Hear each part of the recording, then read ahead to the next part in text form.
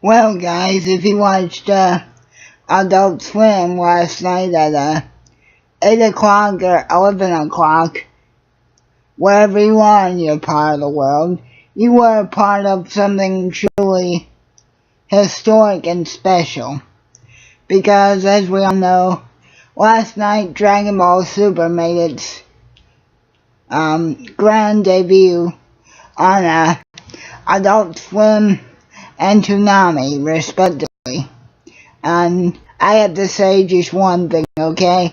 Like I said in a previous video, I'm not gonna re-review every single episode just because it's in English now, but I will say one thing, just in terms of the overall dub, in terms of performance, this dub is by far one of Funimation's very best. Because I just have to say, guys, everybody was super duper on point with this. I mean, it's like Goku and everybody else, Sean and all the rest of the Funimation voice cast, it was like they didn't skip a beat. It's like they were doing something like this of this caliber just yesterday. Now, this is one thing I'll say that's different between Battle of Gods, Resurrection F, and what Super did last night. It's one thing to deliver a solid dub performance in a movie, okay?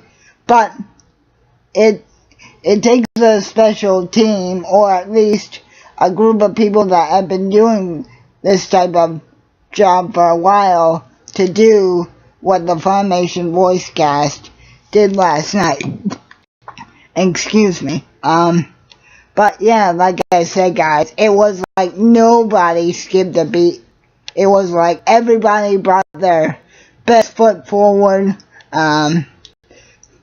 Bills, Whis, Master Roshi, Goku, Gohan, Goten, Earthkill, and everybody else that was in this episode, they were spot on. Now, my only little pet peeve with the English dub, I guess you could say, is it's not really a peeve, but it's more or less like an observation, I guess. Has anybody noticed that in English dub, Goten's voice is a little annoying? Now, like I said, it's Goten's original voice actor that he had in Z, but I guess they want to give the illusion that Goten and Trunks haven't fought in a while either, and I guess they want to give it that feel as well. Now they're just a couple of spoiled ass kids. But one other change I will say in the dub cast that isn't as bad as certain people would have thought.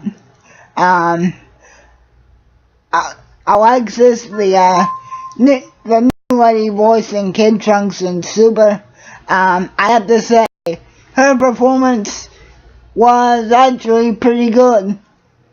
Now, I know a lot of people are gonna say it's not Laura, it's never gonna be Laura, but in terms of an example, I guess you could say, is everybody knows that Chris Harris has unfortunately had to take over for Linda Young as Frieza, but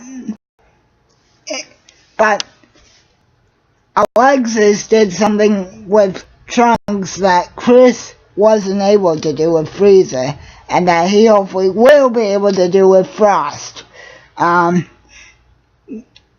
Alexis delivered an almost exact copy of what Trunks' voice sounds like. I mean, you can tell that it's a different person a little bit, but in terms of, I think, what a lot of people thought it was gonna be like, she delivered a pretty solid performance. And one more thing I'll say about this. excuse me again. One more thing I'd like to say about this is, in the last, 2 minutes of the episode when, Master Roshi, runs over to Goku and Chi-Chi to, ask Goku if he can borrow some of the money for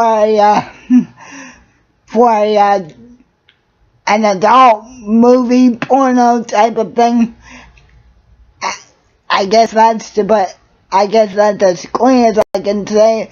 Basically, for a bunch of girls getting naked, just to hear Master Roshi's English voice say that was like the icing on the top of the cake, man. And that's, I guess, the last point I'll make.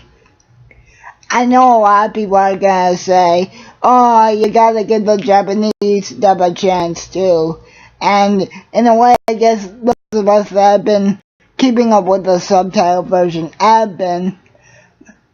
But for me, you had to watch Dragon Ball in any format, in any version, in the English dub, because that is when the true magic of the series comes back to life.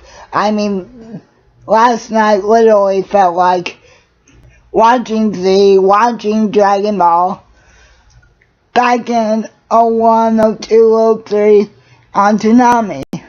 So guys, you really should check out Dragon Ball Super in English dub if you haven't already. Because I can pretty much almost guarantee you that you will find something that you will like.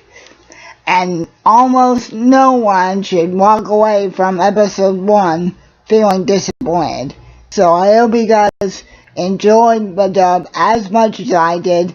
And hey, as we all know, we got even more bigger and better stuff to get to.